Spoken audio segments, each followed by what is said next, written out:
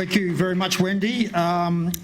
Always a pleasure to come and present at the CNTA annual conference.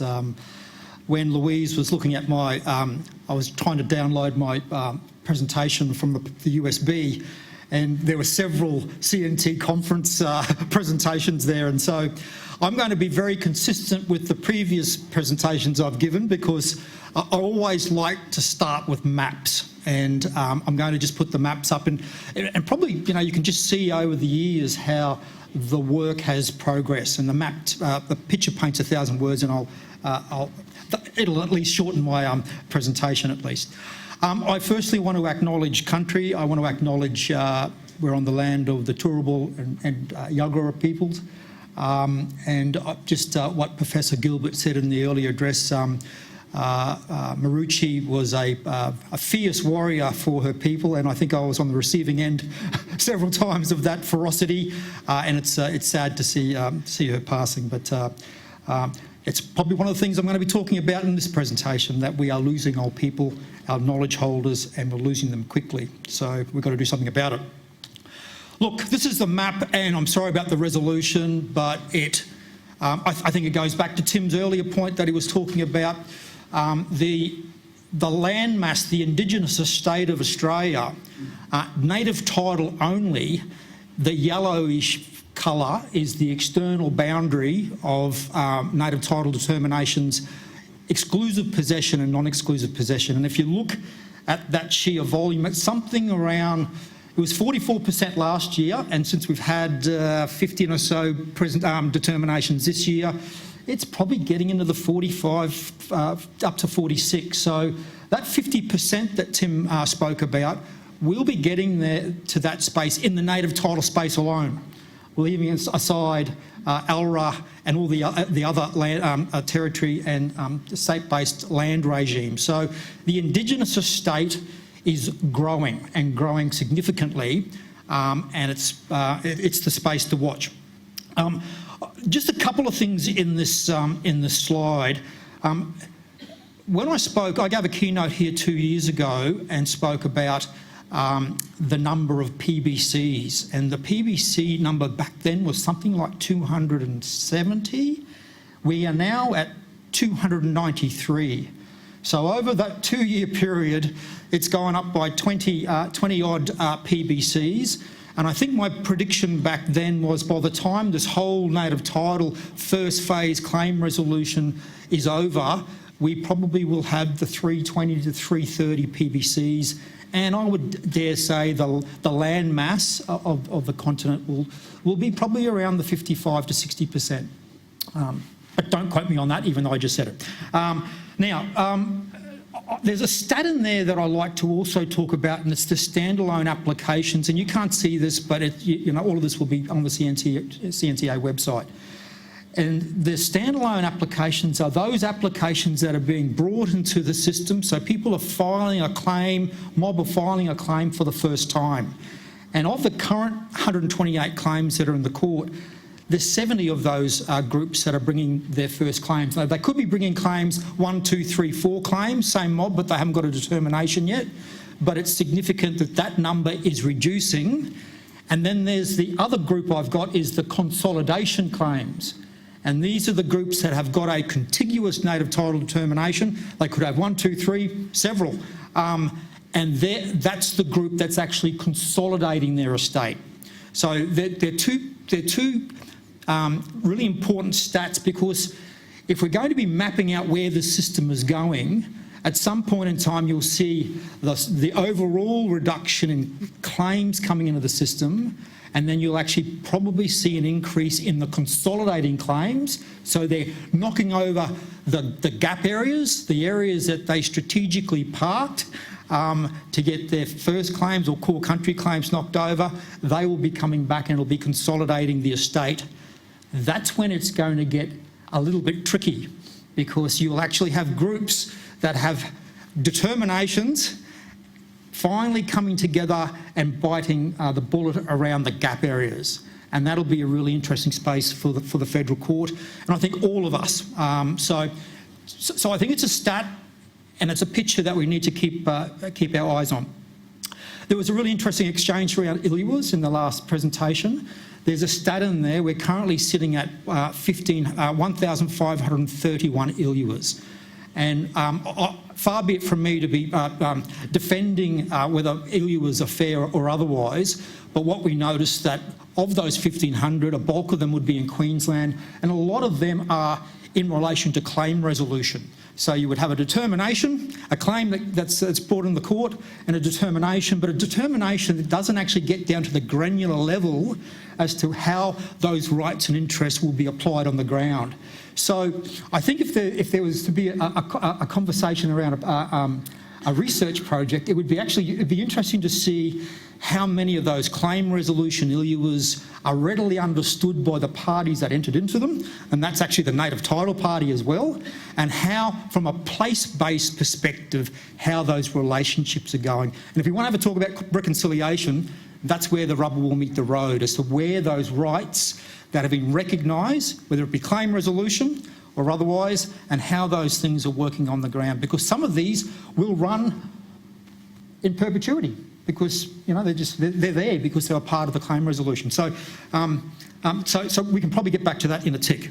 All right. So I probably just go. I just want to just see that things are moving along, and they are moving along at a pace. Now, system pressures. Now, I'm just going to. You've probably heard me talk about this so many times, but I just got to keep going on about it, because as we're approaching the finalisation of the first phase of native title, and we're then going to be entering into the second phase, or the next second generation issues around compensation, how the ILUAs are implemented on the ground, challenges around PBC governance, and I'll get to that in a tick. The real critical thing is that we are losing knowledge holders at a really startling pace. And if we don't have a systematic, coordinated approach to dealing with this, then the system will be in a bit of a mess. And those who suffer will be the traditional owners who need to have that evidence taken, preserved, whether it's in the federal court, or even more broadly around just broadly preservation of cultural knowledge as to how mob can better utilise their rights and their laws and customs and transmit it to another generation. So there's a real important piece of work around preservation of cultural knowledge for the future, and then there's a preservation of evidence for the operational requirements of knocking over this thing called native title and native title compensation. Where you see that map before, technically you could have as many compensation claims as there are determinations, because there could be compensable acts, anything that's occurred after 1975, and we heard that some are, in other jurisdictions, there might be constitutional compensation as well. So just wanted to underscore that, because to me, preservation of cultural knowledge and evidence is the real issue now. And that's something for everyone in this room as anthropologists needs to be cognizant of, and how you're working to assist in that process with your clients. Oops, I pressed the wrong thing there. Someone help me. Okay, if I can just get someone to just fix that one up. The next slide I had, the next point I had, was PBC governance. And PBC governance, we know that, so of those 293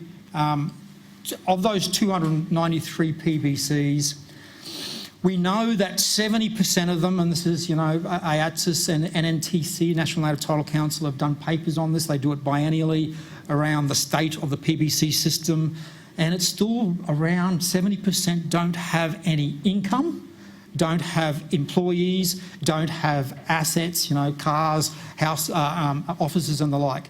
And so essentially you have a group of people who are volunteers managing these large swathes of land, and then interacting with a myriad of other interest holders on that land. The reality is something's going to give in that context, and there's lots of governance training that's being done, but governance capability is like painting a house. You need to put multiple layers on it to make it stick. and one-off training things aren't going to cut it, and there's got to be a different way of looking at this. But PBC governance is really critical for the system moving forward. And I'm not being derogatory when I say this, but I think it is clear that the native title system is only as strong as its weakest link, and if its weakest link is an under-resourced PBC sector, the system is in trouble.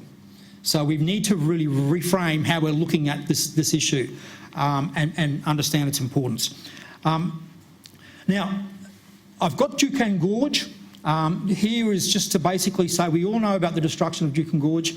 There was an ILUA in place there as well, but I think, and that happened in 2020. The good thing that came out of that, if there's ever a good thing that comes out of something like that, is that it actually got people's attention to say, this is a system that needs reform. This is a system that's in need of change.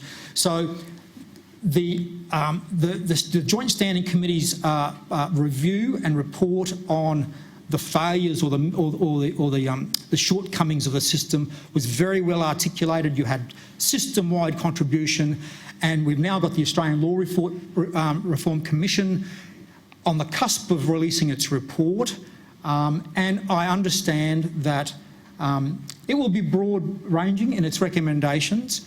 But as Tim noted in the many footnotes in those reports, not everything gets across the line.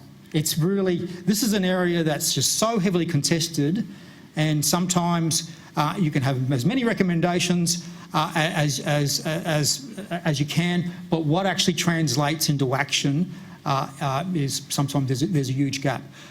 But I'm confident that whatever comes out of that process, I'm confident that people have actually expressed their views that status quo is not really a viable option. Something that was created 30 years ago where you had a multitude of claims is not going to be fit for purpose, where you've got 290, 330 PBCs looking for the next range of issues that need to be contended with. So that's going to be an important reform. The cultural heritage reform is a companion reform to that, and I think that's a really critical piece of work that will sit beside the Future Act review. The reason why I want to raise those two things is that there will be a transition burden when, depending upon how big the reform is, the system will need to recalibrate, and that's going to be a challenge that we need to consider and move through. Look, I'm already out of time. How could this be going? So, I just wanted to touch upon mega trends in the sense of, I mean, you can't open, you can't actually open your web pages and things like that in newspapers without seeing something in that artificial intelligence space. You know, whether it's going to be transformational, whether we like it or not, whether it's how jobs are changing, how jobs are being abolished, but how others are being opened up. And I think there could be some scope for artificial intelligence to assist in the PBC governance challenges, provided that's done properly and provided there's a data sovereignty issue that's resolved and all that, and there's a really big piece there.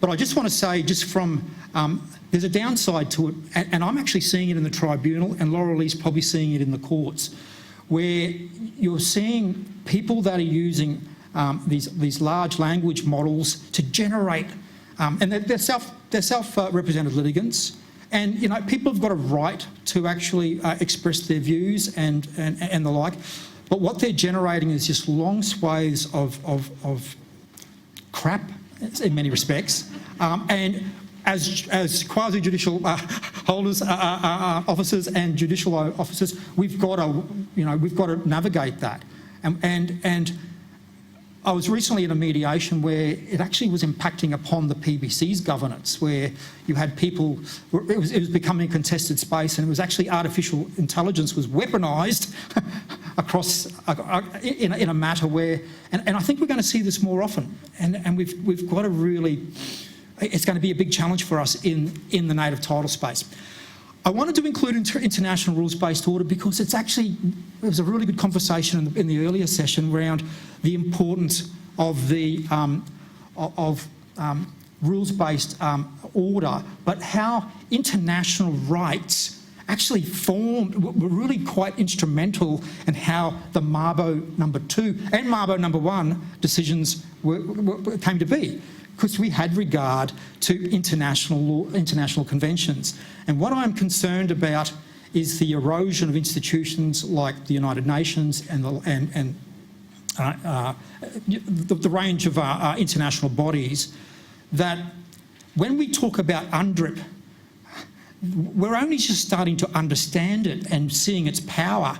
And if the institutions that support that declaration is actually being eroded, that's going to have a domestic implication. And I'm concerned about that. So I just want to flag that now. And the transitioning economy, look, I'll just cut to the chase here with a map. That is a map of the critical minerals, and this is on my PowerPoint, you can get it later. You can see that the number, so this is a map where there's determinations, where you've got PBCs, and there's another map that has the 128 claims that I referred to before. And if you had claims and determinations, you can see that there's going to be a next generation of future act negotiation, arbitral inquiries around critical minerals. And so it's an important space to be mindful of. And I suppose the transitioning economy is that mob missed out on opportunities in previous revolutions, you know, information revolutions. They need to be on the cusp of this wave or the crest of this wave.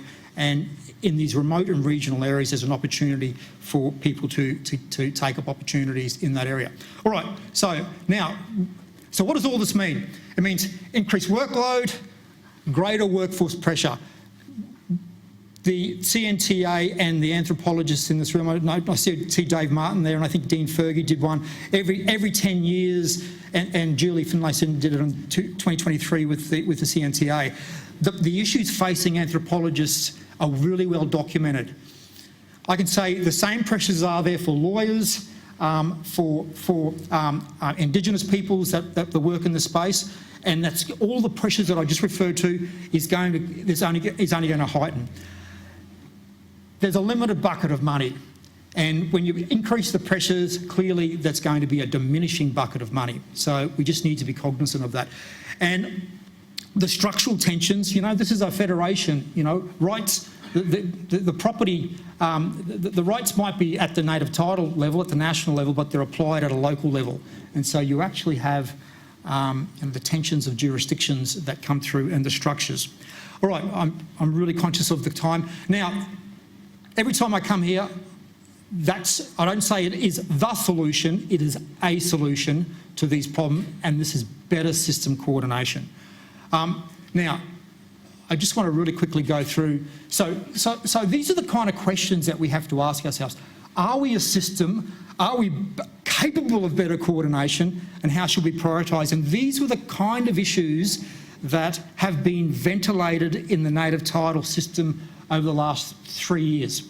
And over that time, Commonwealth agencies, so Federal Court, not that it's an agency, it's an institution, the Tribunal, Attorney General's Department, NIAA, AATSIS, and who else? No, not Mabo Centre. The Registrar of Aboriginal Corporations, so ORIC.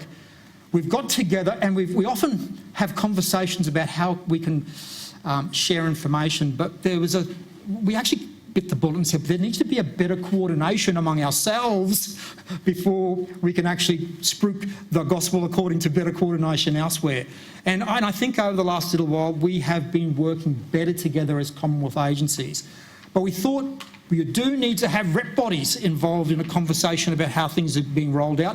In 2024, we spoke to a contingency of CEO rep bodies to talk about, are we a system? How can we work better together? And then we brought it home last year in April of 2025 in Adelaide, where we had state and territory, the lawyer, you know, the key instructors and the Crown Laws, AGD, the Australian Government Solicitor, and all the rep bodies, and CNTA and Mabo Centre, NNTC, bringing all the key stakeholders in the room to say, if we know that we have all these pressures, what is a way of dealing with these things? And I'm pleased to say those three questions were answered in the affirmative. Yes, we are a system. We have to be better coordinated in light of all these pressures that we're facing. But how do we prioritise those things? And this is a list. This is a list of 9 items that came out of those forums. Now, I just want to focus on, and I think it's actually a good program of work over the next few years, but the things that were identified as priority areas was we need to do something about workforce capability, because the pressures are so great, we need to actually be capable of responding to those pressures as they arise. The education and awareness was critical because we need to actually have a narrative. Yes, we have flown under the radar, but if we're going to promote the system moving forward, we need to have a consistent narrative about what that is. We need to focus on governance in the PBC area, and we also needed to focus on data tools and technology. Anyway, you can't see that, but those 4 areas pretty much pick up these initiatives. So we've stood up a native title strategic issues action group. And the word action has been quite deliberate, because at these forums we all say it's a talk fest. We say that we all know the issues, but no one is doing the action. And this was a commitment to actually action, picking up some of those 9 priorities that were discussed.